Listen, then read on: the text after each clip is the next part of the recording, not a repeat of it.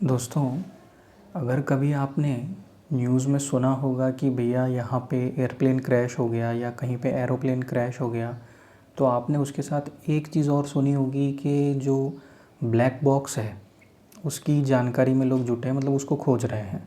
मतलब एरोप्लेन जब अगर कहीं क्रैश होता है तो उसके इमीडिएट बाद एक ब्लैक बॉक्स को खोजा जाता है। आपने ये जो शब्द है ब्लैक बॉक्स काफ़ी बार सुना होगा। तो ये ब्लैक बॉक्स है क्या? मतलब इसका क्या यूज़ है, ये कैसे बना है, ये काम क्यों करता है, ये काम कैसे करता है कि भाई एरोप्लेन क्रैश होने के बाद ब्लैक बॉक्स ही खोजा जाता है। तो ऐसा क्या है इसमें?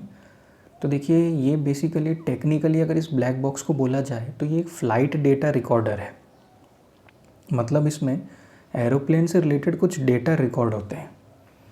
और एक बहुत लोगों को ये दिमाग में बैठा हुआ है कि भैया ब्लैक बॉक्स है तो मतलब दिखने में काला ही होगा। तो ये एक्चुअल में दिखने में काला नहीं होता है, ये एक्चुअल में दिखने में डार्क रेड या डार्क पिंक टाइप का होता है। और वो इसलिए होता है क्योंकि एरोप्लेन क्रैश होने के बाद इसको खोजा जाता है। और ये कहीं पे भी पड़ा हो तो मतलब ये कहीं भी गिर सकता है ना, प्लेन क्रैश होने के बाद ये तो कहीं भी गिर सकता है। तो इसीलिए इसको ऐसे कलर का बनाया जाता है कि ये कहीं से भी दिख जाए, मतलब ये छुपा ना रहे। इस वजह से ये ऑरेंज, रेड, पिंक ऐसे ऐसे कलर का होता है जो दूर से भी हाईलाइट हो जाए। और ये टिटेनियम मेटल से बना हुआ होता है, मतलब एक टिटेनियम बॉक्स होता है, उसके अंदर ये रखा हुआ होता है और ये खुद भी टिटेनियम मेटल का ही होता है। अब इसमें जो है ये डेटा कैसे डेटा रिकॉर्ड करता है, तो देखिए इसमें मेन दो तरह के बॉक्स होते हैं। एक होता है फ़्लाइट डेटा रिकॉर्डर, वो बॉक्स का ही नाम फ़्लाइट डेटा रिकॉर्डर है। अब उसमें जैसे फ़्लाइट की मतलब ये हादसे से पहले फ़्लाइट की डायरेक्शन क्या थी, फ़्लाइट की एल्टीट्यूड क्या थी, फ़्लाइट की फ्यूल सिचुएशन क्या थी और फ़्लाइट का जैसे केबिन टेम्परेचर क्या था, वो सब उसमें रिकॉर्ड होता है। और दूसरा जो इसका बॉक्स होता है वो होता है cockpit voice recorder. Cockpit voice recorder, अब जैसे शब्द आप इसमें सुन रहे होंगे कि वॉइस रिकॉर्डर, तो ये ऑब्वियस सी बात है कि कोई ना कोई वॉइस ही रिकॉर्ड करता है। तो ये हादसे से जस्ट पहले मतलब इंजन का साउंड क्या था और इसी तरह का सा इमरजेंसी अलार्म का साउंड क्या था, मतलब उसके साउंड इसमें रिकॉर्ड होते हैं। तो ये तो हो गई कि कैसा डेटा रिकॉर्ड करता है और ये कैसा दिखता है। अब मेन बात ये आती है कि काम कैसे करता है।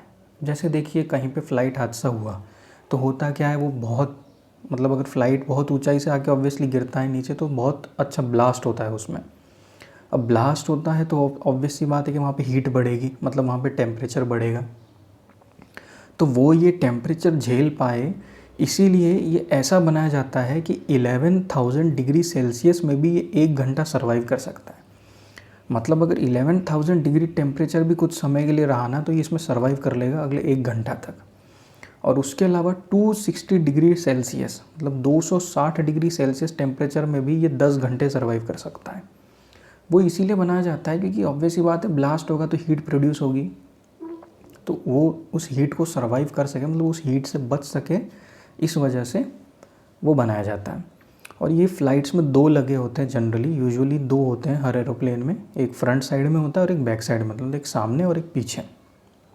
अब ये तो हो गया कि वो दिखता कैसा है, कितने होते हैं, क्या रिकॉर्ड करता है और एक्सट्रीम कंडीशंस में वो कैसे सर्वाइव कर सकता है। अब मोटी बात, फ़्लाइट क्रैश हो गई अगर कोई और उसके बाद अब डेटा निकालना है तो भैया सबसे पहले तो इसको खोजना पड़ेगा। अब ये अगर कोई ऐसी जगह गिर गया जहाँ इसको खोजना ही मुश्किल है तो फिर क्या फ़ायदा, भले ही उसने सब कंडीशन सर्वाइव कर ली। तो उसके लिए इसको ऐसा बनाया जाता है कि ये कहीं पे भी गिरे वहाँ से ये वेव्स छोड़ता है, वेव्स एमिट करता है। और वो जो वेव्स होती हैं वो कोई भी एक्सपर्ट पता लगा सकता है, मतलब जो इसके एक्सपर्ट होते हैं वो वेव्स के ज़रिए पहचान जाते हैं कि भाई ये जो तरंगे कहाँ से आ रही है। और मतलब हादसे के बाद लगभग अगले 30 दिनों तक ये वेव्स छोड़ता है और उसके अलावा एक बीप साउंड भी छोड़ता है। और वो जो साउंड, वो ये जो साउंड मतलब छोड़ता है ये, वो 2-3 किलोमीटर की दूरी से भी सुनाई दे जाता है, ऐसा साउंड ये छोड़ता है। और जैसा कि मैंने कहा कि वेव्स एमिट करता है, तो वो वेव्स भी एक्सपर्ट मतलब उस वेव्स की हेल्प से भी इसको पता लगा सकते हैं। अब मान लीजिए ये तो धरती पे गिरा है, तो अगर वो कहीं पानी में गिर गया फिर कैसा, फिर पानी के तो खुद का ही साउंड इतना होता है कि वो कैसे पता लगाएंगे। और फिर वहाँ से वेव्स एमिट करेगा कि नहीं। तो देखिए अगर ये 14,000 फीट तक अंदर पानी में गिर जाए, वहाँ से भी ये वेव्स छोड़ता है। तो वहाँ से भी वेव्स छोड़ता है, तो उसके थ्रू भी एक्सपर्ट उसको ट्रैक कर लेते हैं। तो देखिए ये जो ब्लैक बॉक्स है, इसको बनाने का उद्देश्य है कि भैया फ़्लाइट जो क्रैश हुई, मतलब जो एरोप्लेन क्रैश हो क्यों हुआ, उसके इमीडिएट पहले कौन सी परिस्थितियाँ थी जिसकी वजह से फ़्लाइट जाके क्रैश हो गई। तो वो पता लगाने के लिए इसे बनाया जाता है। इसीलिए इसमें किस तरह का डेटा रिकॉर्ड करना, ये कहीं से भी नज़र आ जाए उस तरह का इसको रंग देना, ऐसे मेटल से बनाना और ऐसा इसको तैयार करना कि एक्सट्रीम कंडीशन में सर्वाइव कर जाए और इसको खोजने में आसानी हो। तो इस मतलब उसका मेन पर्पस सॉल्व होना चाहिए, मेन पर्पस उसका पूरा होना चाहिए, उसी ढंग का इसको बनाया जाता है। तो अब आप जब भी कभी इससे रिलेटेड कोई न्यूज़ पढ़ें तो आपको ब्लैक बॉक्स की एक छोटी सी जानकारी इस वीडियो में ज़रूर मिली होगी। थैंक यू दोस्तों।